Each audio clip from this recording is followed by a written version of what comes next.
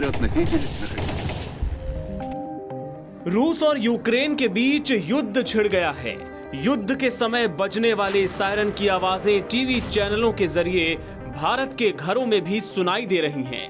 Ukraine के आसमान में धुआं धुआं देखकर वो भारतीय परिवार घबराए हुए हैं, सहमे हुए हैं, जिनके नाते रिश्तेदार और बच्चे वहां फंस गए हैं।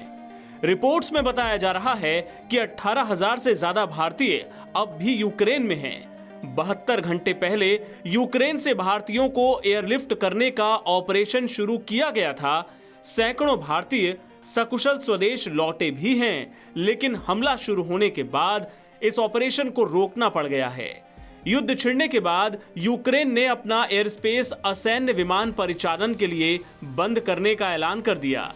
अगर फ्लाइट रूट देखें तो यूक्रेन से नई दिल्ली जाने वाले प्लेन पाकिस्तान और ईरान के आसमान से होकर गुजरते हैं और इसमें करीब 8 घंटे का वक्त लगता है।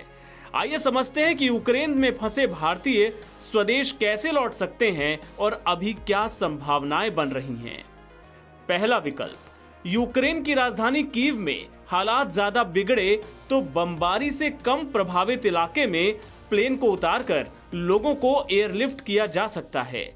सभी भारतीयों को पहले ऐसी जगह पर सुरक्षित शिफ्ट करना होगा और फिर उन्हें एयरलिफ्ट करना होगा।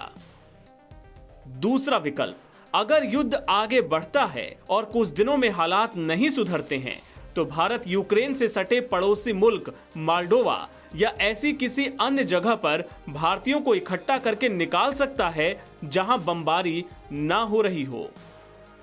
तीसरा विकल्प, एक विकल्प संघर्ष विराम के समय लोगों को निकालने का भी होता है।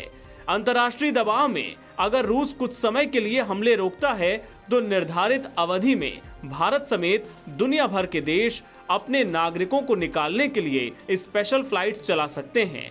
वैसे भी रूस ने दावा किया है कि वो नागरिकों को अपना निशाना नहीं बना रहा। फिलहाल बंकर में भेजे गए भारतीय, यूक्रेन में फंसे भारतीयों को अभी बंकर में शिफ्ट कर दिया गया है।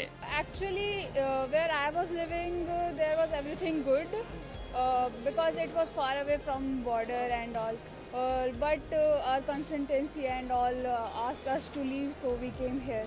उत्तराखंड के टिहरी में रहने वाले एक शख्स ने बताया कि उनका बेटा यूक्रेन में मेडिकल की पढ़ाई कर रहा है। 26 फरवरी को उसकी नई दिल्ली के लिए फ्लाइट थी। अब परिवार इस बात को लेकर आशंकित है कि 26 फरवरी की वो फ्लाइट अब आ पाएगी या नहीं। अगले कुछ दिनों में इसे लेकर स्थिति स्पष्ट होगी। एनबीटी ऑनलाइन की रिपोर्ट।